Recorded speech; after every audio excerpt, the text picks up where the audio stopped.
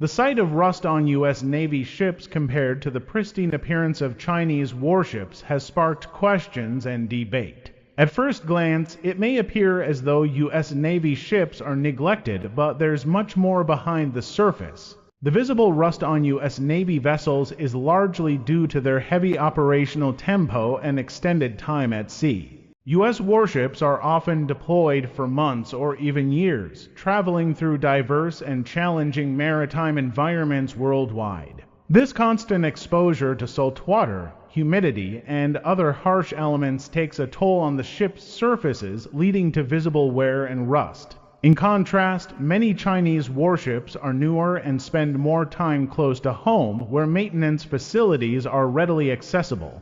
The Chinese Navy also prioritizes appearances, keeping their vessels looking spotless as a matter of national pride and image. While the U.S. Navy does conduct regular maintenance, its priority often leans towards operational readiness rather than appearance. So, while rust might affect a ship's aesthetic, it doesn't significantly impact performance.